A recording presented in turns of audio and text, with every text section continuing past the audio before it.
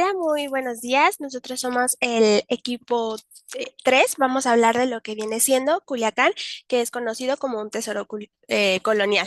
Los integrantes de este equipo es la Bastilla Juárez Alison, Lozano Soria Bárbara, Mora Rojas Andrea Yereidi y su servidora Vázquez Sánchez de Ana Valeria.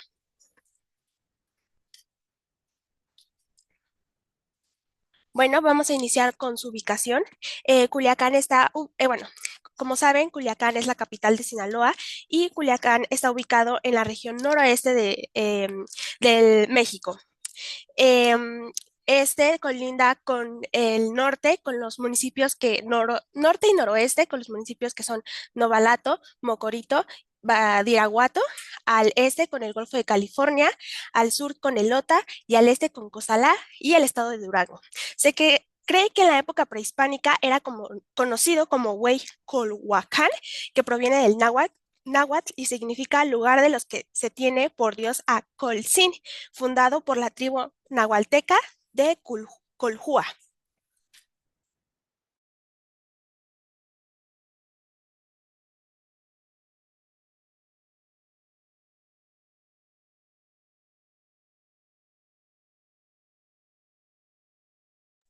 Ok, ahora vamos a hablar un poco de las características generales de la colonia. Ah, Culiacán tiene una rica herencia colonial que refleja en diversos aspectos de tanto cultura, arquitectura, gastronomía, religión, entre otras cosas.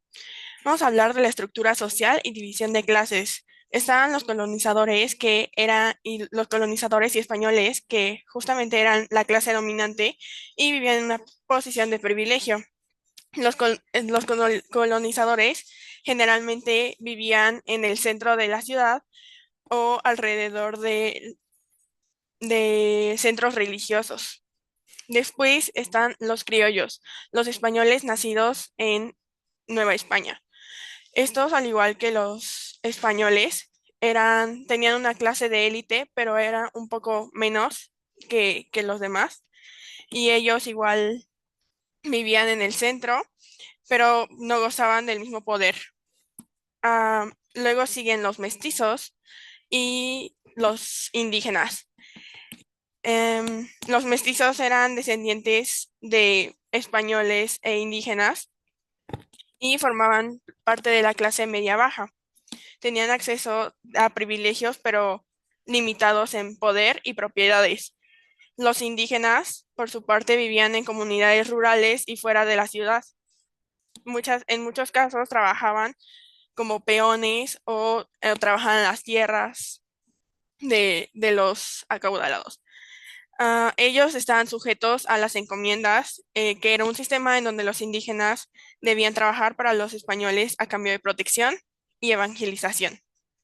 Y al final tenemos a los esclavos, que a pesar de que no eran grandes cantidades, como en otros lugares de la República, existían esclavos también. Y generalmente su origen era africano. Ahora, seguimos con la economía local y el trabajo. En general, no voy a tocar tanto estos puntos, los vamos a explicar más adelante, pero se trabajaba la agricultura, la ganadería y el comercio. De religión. La religión que se profesaba era la católica traída de España. Ah, Jugaba un papel central en la vida de todos los habitantes, que no importaba su clase social, todo era algo obligatorio. Ah, Se promovió la evangelización en los pueblos indígenas y las misiones religiosas eran fundamentales para la organización social de la localidad y del país también. También están las festividades religiosas que se empezaron a inculcar, como la celebración de la Virgen de la Candelaria, que marcaba el inicio del año litúrgico en la ciudad. Y también están las iglesias. Las iglesias eran lugares de culto, lugares importantes, en donde también era un centro de reunión social y política, y las misas eran el centro de la vida comunitaria en general. Las costumbres y las tradiciones se podemos ver en vestimenta que se empezó a ver diferente con la llegada de los españoles, ya que la clase alta se vestía tal cual como se vestían en Europa, a diferencia de los locales. También podemos ver la educación. que está en gran parte en manos de la iglesia y las primeras escuelas fueron fundadas justamente por la iglesia. Y las viviendas por ejemplo, en las clases altas, las casas solían ser más grandes, más con mejores materiales y con patios internos. Y la interacción con la naturaleza y el clima también. El clima de Culiacán es caluroso y es muy seco. Influía fuertemente en su forma de vida y en lo que se consumía y en lo que se hacía. Los rituales y prácticas indígenas también, a pesar de que fueron evangelizados y adoptaron costumbres católicas, muchos mantuvieron cuestiones prehispánicas relacionadas con el clima y sus dioses. Y también tenemos el transporte. Como medio de transporte era principalmente a pie, pero también comenzaron a usar caballos y carretas. En los viajes largos normalmente eran por comercio y se llegaba a otras ciudades o puertos.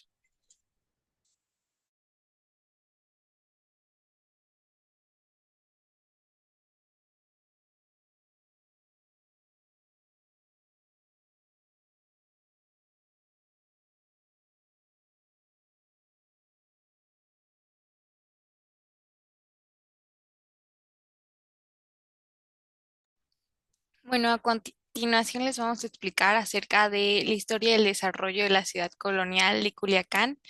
Empecemos con que el 29 de septiembre de 1521 el conquistador Nuño Beltrán de Guzmán acuerda la fundación de San Miguel de Culiacán, esto en honor al arcángel San Miguel.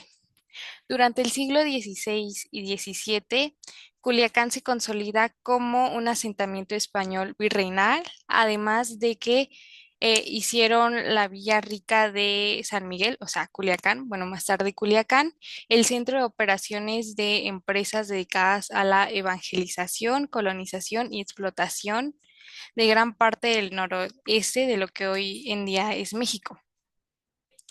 En 1786, Sonora y Sinaloa pasan a formar parte de la Intendencia de Arizpe, ya que durante esos años se implementó el sistema de intendencias, hasta que bueno, más bien el día 6 de octubre de 1821 se jura la independencia en Culiacán. A esto se le otorga la categoría de ciudad, ya que antes era una villa y por parte el decreto del Congreso, si las provincias de Sonora y Sinaloa se separan. Sin embargo, en el año 1824, por el acta constitutiva, se vuelve a reunir Sinaloa y Sonora. En el año 1830 es cuando se separan definitivamente esas provincias. Sí. Y finalmente, el 12 de mayo de 1842 es cuando se coloca la primera piedra de la actual catedral, confirmando la ciudad como su sede episcopal. Esto fue por parte del obispo de la diócesis, don Lázaro de la Garza.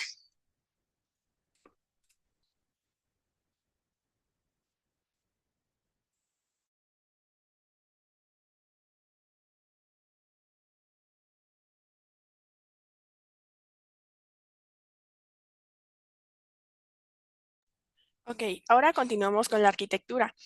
La arquitectura colonial de Culiacán es una mezcla de estilos e influencias que muestran la adaptación de las tradiciones europeas y las condiciones locales. Se puede notar su evolución y cómo va cambiando la ciudad. Algunas de las características arquitectónicas más destacadas es el uso de materiales locales. A pesar de que el estilo era muy similar al europeo, se usaban los materiales que estaban a disposición en el lugar, en Culiacán. La mayoría de las edificaciones, y no es que todas, se construyeron con materiales como la piedra, el ladrillo, adobe y la madera. Las fachadas eran fachadas simples, pero que te imponían. Eh, son a base de líneas y diseños sencillos que también cuentan con detalles ornamentales de la época, como imágenes de santos o detalles religiosos. También se encuentran los arcos y las columnas, que esto fue directamente traído de Europa, de España.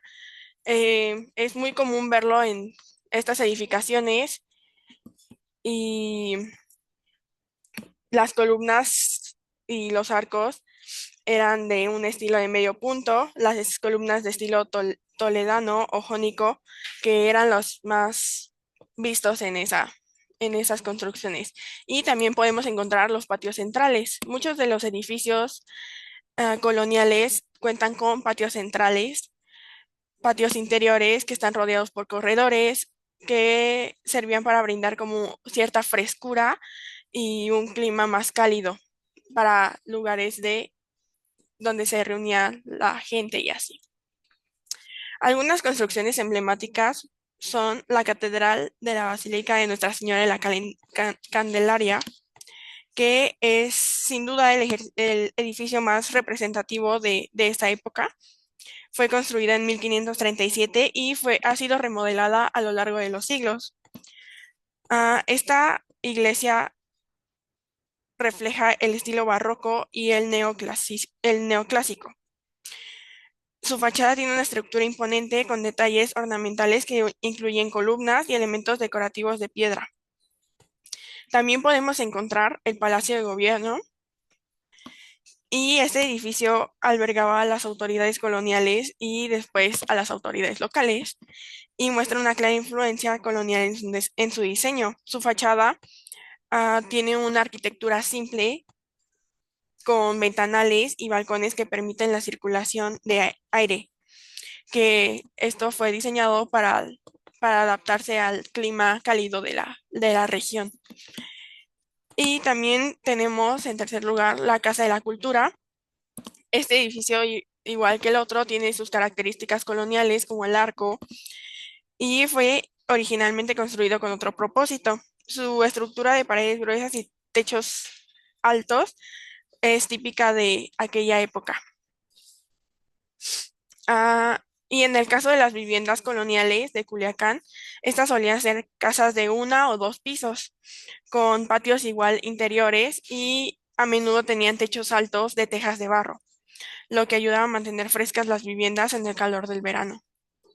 Durante los siglos XVII y XVIII, Culiacán y otras ciudades del país tuvieron mucha influencia del estilo barroco y en menor medida del estilo neoclásico.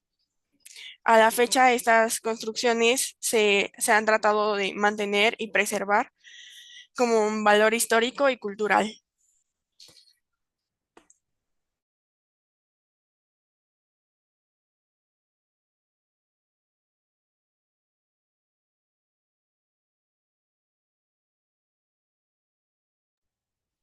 Bueno, a continuación les explicaremos acerca de las actividades productivas. Vamos a empezar con la minería, bueno, la explotación de las minas, de los cuales los españoles ocuparon mano de obra indígena.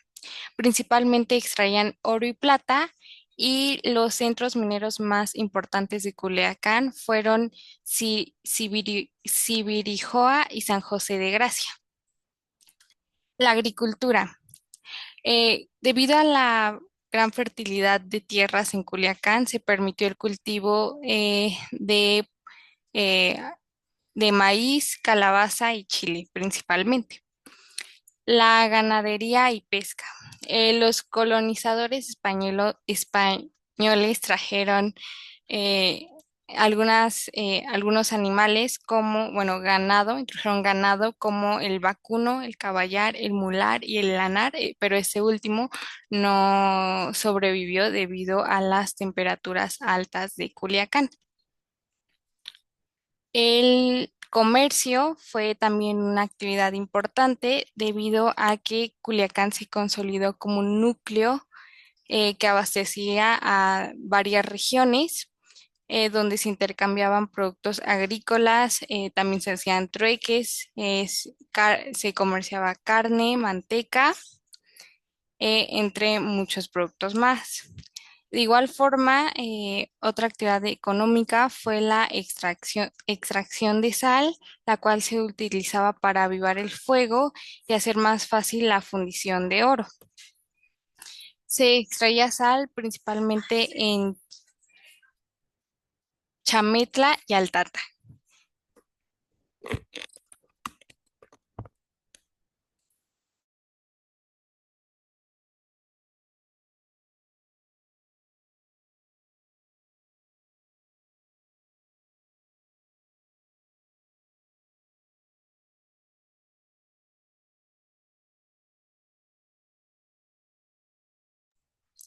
Bueno, iniciaremos con lo que viene siendo la gastronomía. Yo considero que la gastronomía de Culiacán tiene una de las gastronomías más diversas del país debido a su ubicación geográfica, ya que por un lado tenemos el Océano Pacífico y por el otro tenemos lo que viene siendo el noreste, pues, del país. Este tipo de cocina se le conoce como mar y tierra y tenemos el producto como el pescado que representa el mar y la carne que representa pues la tierra. Bueno, yo les contaré un poquito de estos platillos. El primero es con el aguachile. Se cree que el aguachile tiene una historia un poquito prehispánica, ya que se cree que nuestros ancestros hacían esta misma receta, pero ya que ellos utilizaban lo que venía siendo carne seca. Hacían obviamente la salsa de chiles y aquí es donde aparece el chile chiltepín, que ahorita es muy característico pues de los aguachiles. Y conforme se fue extendiendo la receta por todo el estado, llegó a la zona pesquera, donde iniciaron implementando el camarón, que actualmente es como se conoce. Después de ahí pasamos a lo que viene siendo el chilorio. También se cree que es una receta prehispánica y también se realizaba esta con carne de jabalí. Actualmente se realiza con carne desmenuzada, con una mezcla, con un adobo de salsas que se puede acompañar ya sea en taco o actualmente pues en burrito. Después seguimos con el ceviche de camarón y lobina, un platillo muy representativo de lo que viene siendo la cocina mar. Después seguimos con los frijoles puercos, otro platillo muy representativo de helado tierra. Y por último, bueno, dos platillos muy importantes, los tamales de lote en todas sus representaciones y pues rellenos y las enchiladas al suelo. Bueno, las enchiladas al suelo se diferencian a la de nosotros ya que no, estas se sumergen a la salsa y se fríen. Se les puede agregar chorizo y pues ya actualmente se les agrega que queso, que crema y lechuga. Bueno, vamos a empezar con los dulces. Dulces típicos. El dulce más conocido son los coricos. ¿Qué son los coricos? Bueno, los coriscos son galletas en forma de roscas que se elaboran a partir de masa de maíz nixtamalizado. Se le puede agregar lo que viene siendo la manteca, la mantequilla, en algunos casos la azúcar y el piloncillo para darle ese toque de dulce. Se cree que hay dos historias muy populares de cómo se iniciaron los coricos. Una de ellas fue de que un panadero o un cocinero puso mal la receta y así fue como nacieron los coriscos. Otra se cree que fue un sacerdote jesuita con conocimientos altos en la que viene siendo la repostería. El segundo son los jamoncillos, que básicamente es dulce de leche, y pues todos los hemos probado. Y la tercera son las cocadas, que las cocadas es coco seco, lentamente cocido con azúcar, que obviamente todos sabemos que todos en nuestra vida hemos probado pues una cocada. La que sigue, bueno, las bebidas típicas, yo agregué dos que no son tanto de la época colonial, pero son muy emblemáticas de lo que viene siendo esa parte de la región. Tenemos el tonicol, que es un refresco a base de vainilla, y tenemos la cerveza Pacífico, que esta es igual muy sinaloense, pero se da más en la parte de Mazatlán. Bueno, de nuestras bebidas prehispánicas tenemos el tejuino, que es una mezcla de lo que viene siendo eh,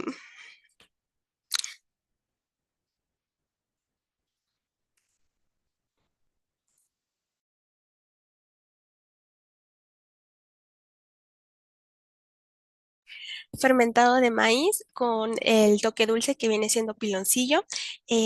Actualmente por el clima caluroso se le agrega pues como raspadito. Tenemos la coco charta, que es agua de horchata con un toque de coco, y el agua de cebada, que es a base de leche y pues la cebada. Y en muchos casos se le agrega igual lo que viene siendo coco.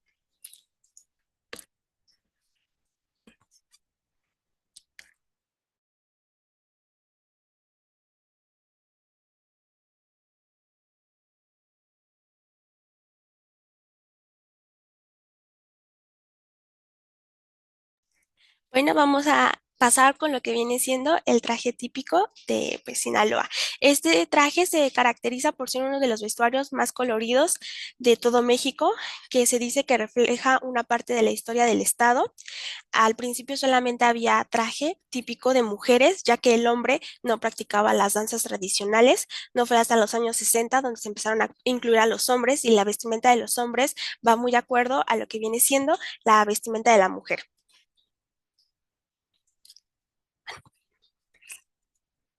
Bueno, la característica del traje de la mujer es conocido como flor de amapa, esto debido al estampado de la falda, que hace honor a una de las flores más características de esta región.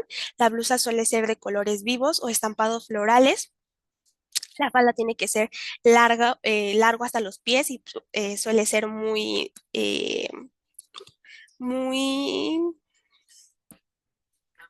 amplia, muy amplia para la danza tradicional. Y los accesorios que manejan son pulseras, collares largos, y los aretes, obviamente, pues también largos, ¿no? Y el peinado es muy característico, ya que siempre es recogido con trenza o chongo y adornado con flores, como se puede observar en la imagen. Por último está el traje del hombre, que es un poco más sencillo, ya que se maneja, lo que se viene siendo es una camisa, el pantalón, un paliacate, el fajín y el sombrero. Puede variar y depender los colores de acuerdo a la vestimenta del traje que tiene su pareja en la danza.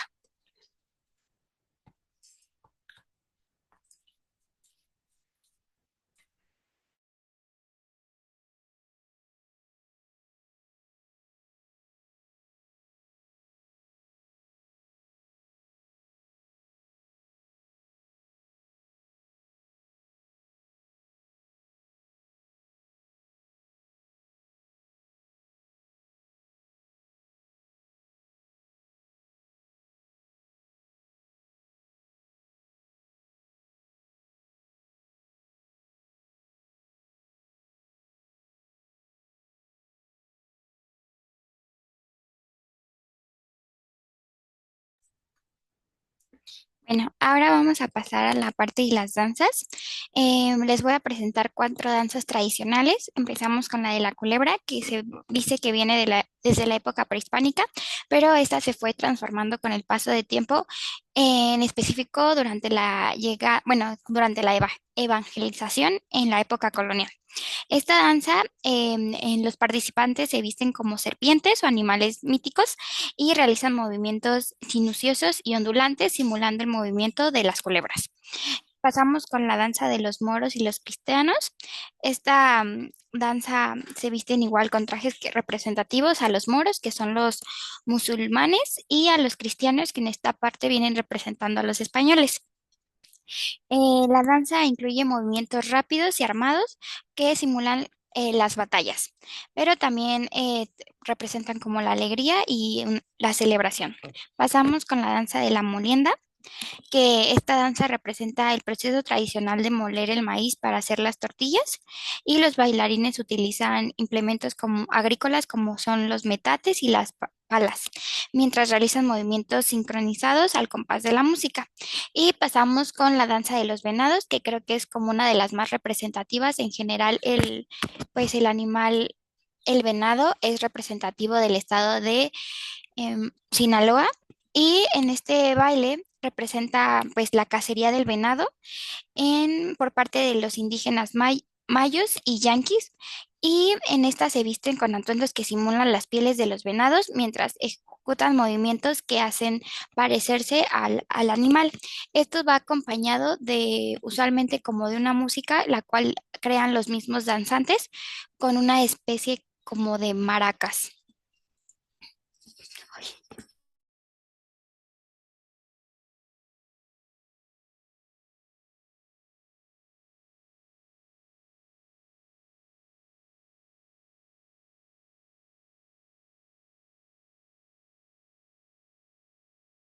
Ok, pasamos a la parte de las festividades y les voy a presentar tres, que la primera es la fiesta de San Sebastián, que se celebra el 20 de enero, y esta se hace en honor al santo del patrono de Culiacán, con misas, procesiones y actividades culturales. Tenemos el 29 de septiembre la fiesta de San Miguel de Arcángel, que como ya fue mencionado, Culiacán fue fundado por los españoles el 29 de septiembre de 1531.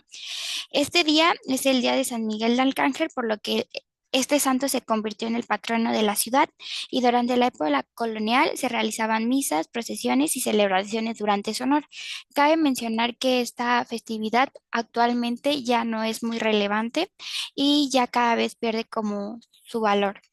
Y tenemos el 10 de agosto las fiestas patronales en San Lorenzo, y fue una de las primeras poblaciones indígenas evangelizadas por los españoles en la región de Culhuacán. Su fiesta patronal es en honor a San Lorenzo y ha sido celebrada desde el periodo colonial con danzas y misas y ferias populares. Esto se festeja hasta la fecha.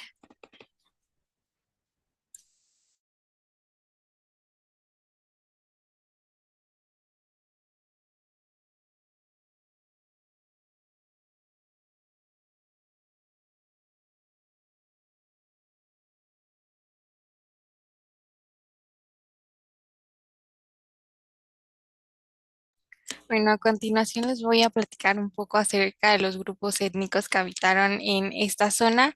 Empezaremos con los Tahues, los cuales habitaron en la llanura aluvial del centro de Sinaloa, entre los ríos Piaxla y Mocorito. Estos vivían cercanos a sus campos de cultivos, confeccionaban mantas y prendas de vestir, los cuales eran con colores vivos. eh, de igual forma eran excelentes alfareros.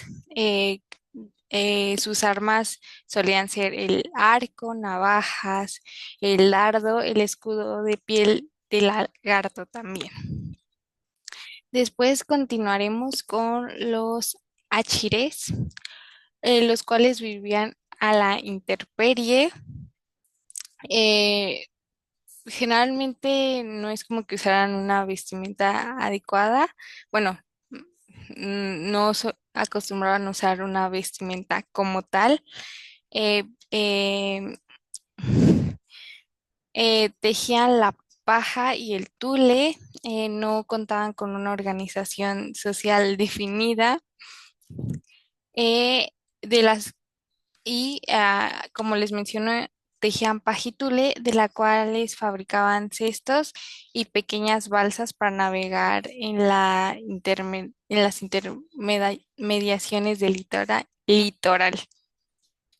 Eh, Se dice que tenían una elevada estatura y un color claro en la piel, y a la llegada de los españoles, realmente ellos fueron pacíficos y dóciles para asimilar el cambio de religión, o sea, la evangelización.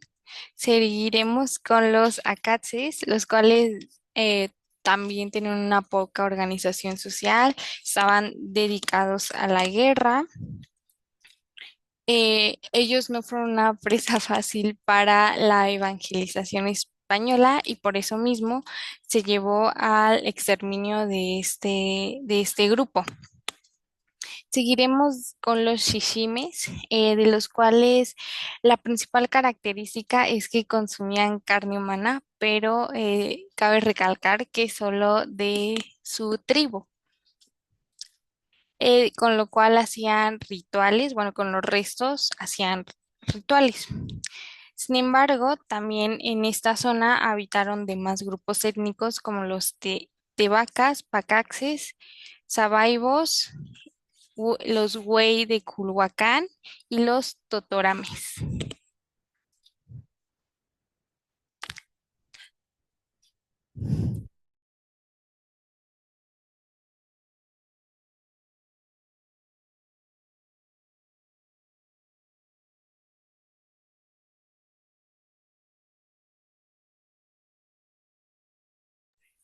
Bueno, ahora les daré unos datos curiosos, primero como de la época colonial y ahorita unos como más interesantes del estado. Pues el primero es que el nombre de Culiacán tiene raíces indígenas y proviene del náhuatl Colhuacán, que significa lugar de los donde adoran al dios Sin, que también se interpreta como lugar de los ancestros. El otro es que fue fundado el 29 de septiembre por el conquistador español Nuño Beltrán de Guzmán y también este fue importante en la ruta del Camino Real en la época colonial, pues Culiacán era un punto estratégico en el Camino Real de Tierra Adentro, la famosa ruta comercial que conectaba México con Santa Fe pasando por el norte del país. Esto no solo permitió el comercio de oro, plata y especies, sino también la propagación de costumbres y religión.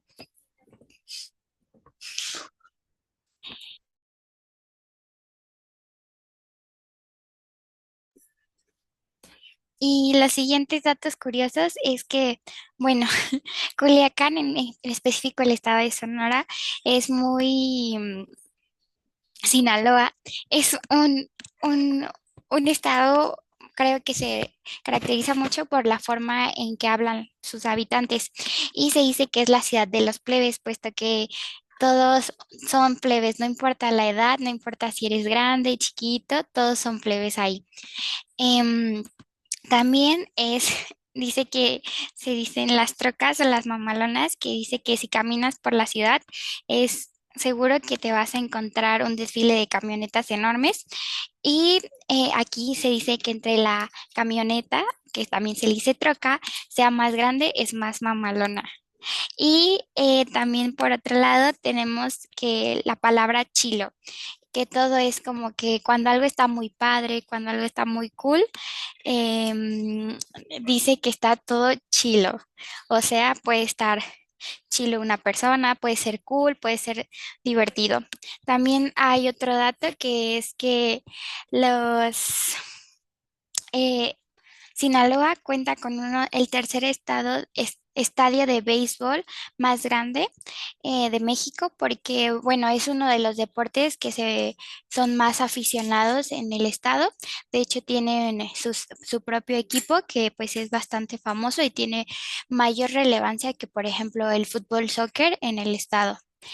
Esto sería todo por nuestra parte y espero que les haya gustado mucho nuestra presentación. Nos vemos, plebes.